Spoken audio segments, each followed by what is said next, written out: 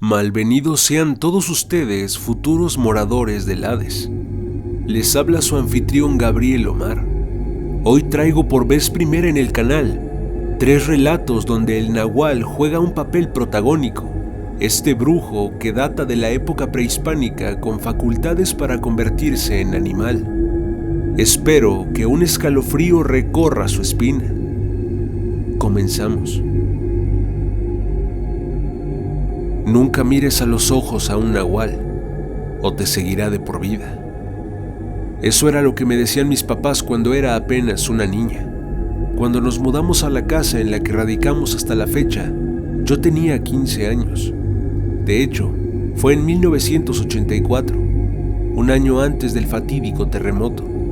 Cuando cumplí, o mejor dicho, rebasé la mayoría de edad, comencé a trabajar en pequeños empleos sin prestaciones, como de ayudante en tiendas, estudios fotográficos, etc. Hasta que por fin conseguí un trabajo con seguro y prestaciones de ley en una empresa. En mis primeros años estaba en la tarde, pero después me movieron al turno matutino, el cual empieza de 6 de la mañana a 3 de la tarde. Me levantaba a 4:30 más o menos.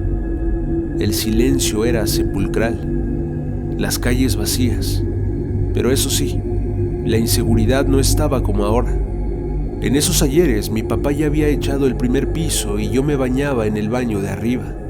La ventila da hacia la calle y varias madrugadas, antes de bañarme o durante la ducha, escuchaba varios perros que se peleaban. Era toda una jauría, pero por lo que alcanzaba a oír, eran varios perros contra uno solo. Y ese perro al que le echaban montón, les ganaba. Varias veces llegué a escuchar que la pelea cesaba. Los perros se dispersaban. Entonces uno de ellos pasaba por el zaguán de la casa y olfateaba por debajo, que más que olfatear, bufaba. Se percibía un animal muy grande. Entendí por qué los demás no podían con él. Después de hacer eso, seguía su camino, y el estertor del animal me daba miedo. Sin duda era un perro enorme. Le comenté a mi mamá que en aquellos años aún vivía y estaba fuerte. Ella me daba la razón y me decía que seguramente era un nahual, porque además, mientras aquel perro transitaba por la calle, los perros de las demás casas ladraban y aullaban conforme avanzaba. Así que mi pobre madre me advirtió: cuando oigas eso, nunca vayas a mirar por la ventanilla del baño, porque si por alguna extraña razón tus ojos se cruzan con los de aquella criatura, no te dejará en paz hasta el día en que él o tú partan de este mundo. Mi madre me refrescó la memoria de la vieja usanza que igualmente me contaba cuando era pequeña, pero ahora la sentía más de cerca. Me mataba la curiosidad. Quería echar un vistazo cuando se escuchaba aquel animal bufando en la entrada de mi casa, pero me inhibía y terminaba por obedecer a mi madre. No teníamos carro, así que mi papá, quien había trabajado tantos años en el tercer turno y por ende padecía de problemas de sueño, se levantaba cuando yo me iba a trabajar y me acompañaba a tomar mi transporte. Una madrugada salimos como de costumbre. Eran más de las 5, cuando, cruzando una calle, miré hacia una esquina donde había una paletería. En la banqueta, que era iluminada por el alumbrado público, se miraba un corro de perros, es decir, una jauría de perros formando un círculo. Pero de en medio, un hombre se erguía y se levantaba de entre todos los perros. Le dije a mi papá discretamente y fijó su mirada en aquella esquina. El hombre finalmente se puso de pie y ya parado se estiraba como cuando nos acabamos de despertar. Me asusté a sobremanera. No dejamos de caminar.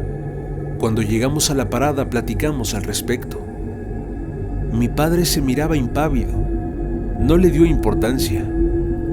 Yo le dije que era el nahual que mi mamá y yo habíamos escuchado tiempo atrás. Él me dijo que era un indigente. Una opción nada descabellada, de no ser porque en esos años, en la colonia, no había signos de mendicidad. Solía regresar a mi casa ya muy tarde. Trabajaba en la luna. Los más jóvenes no me entenderán, pero allá por los 90s, en la Ciudad de México, más precisamente cerca del Estadio Azteca, sobre Calzada de Tlalpan, en Huipulco, existió un centro comercial llamado La Luna. Yo trabajé ahí por varios años. Aún era joven. No tenía esposa, mucho menos hijos. Aquel centro comercial era famoso. Llegué a ver varias veces a muchos futbolistas y otras celebridades. Entraba en la tarde y por ende salía ya muy noche. A veces ya no encontraba microbuses de regreso y ni modo. Me regresaba caminando. Al llegar a un puente, a escasas cuadras de mi casa, se me aparecía un perro negro. Lo increíble era que, de lejos, se veía enorme. No era de raza, pero yo comparaba su tamaño con el de un San Bernardo. Cuando me acercaba y pasaba junto a él, era pequeño, diría que un cachorro. Esto me desconcertaba, nunca me dio miedo, y deben saber que sufro de sinofobia. Pero con este perro no me pasaba lo mismo. Yo pasaba caminando, a paso lento, lo veía y su mirada era recíproca.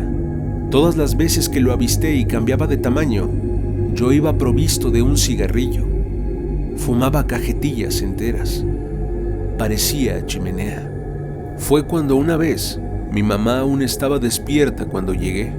Me preguntó cómo me fue y le dije que bien. Extendimos la conversación y se me salió decirle lo de aquel perro que veía. Ella, sin dudarlo un momento, me dijo: es el nahual. Aquí por el barrio se ha corrido la voz de que hay un nahual. Ha de ser el que tú ves. Le dije que era un perro común y corriente. Al menos pensaba que un nahual debía tener un distintivo o alguna seña particular. ¿Y por qué se hará chiquito cuando lo tengo de cerca?, le pregunté. Ha de ser tu cigarro el que corta el mal aire. Lo creí de inmediato. Mi padre y la gente de antaño decían que el cigarro es bueno para evitar las malas energías. Por eso siempre hay que llevar uno cuando se va solo o cuando se entra en los panteones. Esto sucedió en Tlaxcala. No me da pena decirlo. Mi familia viene de un estrato social bajo. Recuerdo que de niño estuve rodeado de gallinas, patos, cochinos, vacas y hasta chivos. El pueblo apenas estaba poblando. Los jacales eran muy humildes.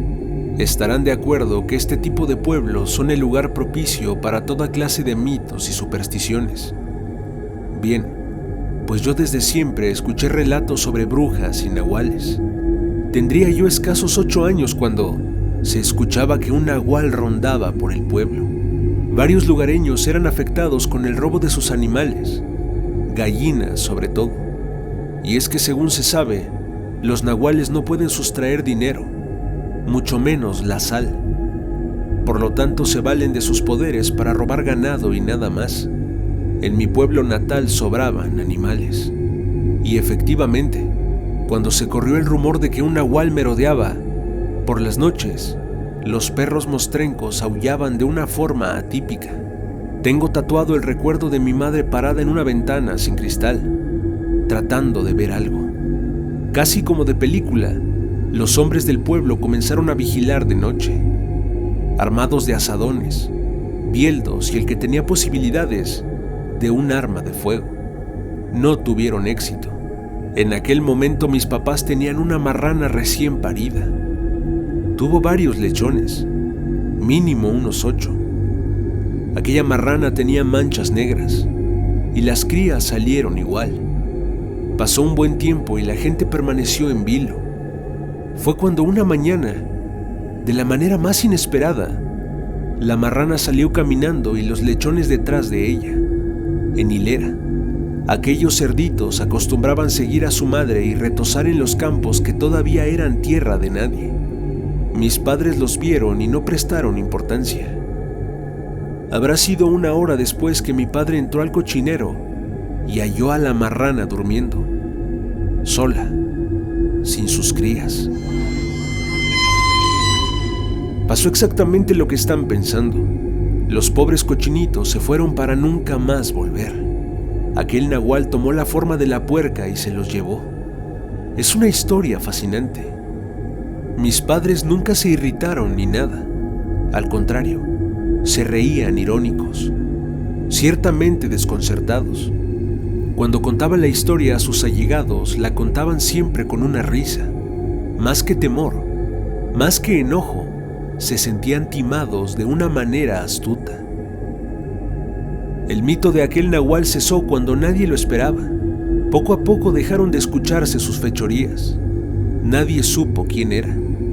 La mayoría de gente estaba convencida de que ni siquiera era del pueblo, porque tampoco se sospechó de alguien oriundo.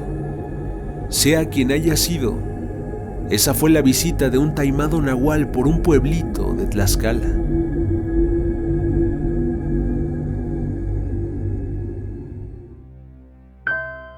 ¿Qué les parecieron estas historias? Espeluznantes, ¿no es cierto? El mito del nahual es tan amplio que ha rebasado las fronteras de nuestro país. Siempre quedará la duda de cómo es que logran transmutar en un animal y volver a su forma humana. Si tienes alguna historia aterradora, invito a todos los escuchas a enviarme sus historias al correo que están viendo en pantalla. Todos tenemos una historia que contar. No olvides suscribirte, esto me ayudaría muchísimo. Yo me despido y que las huestes del Hades los acompañen.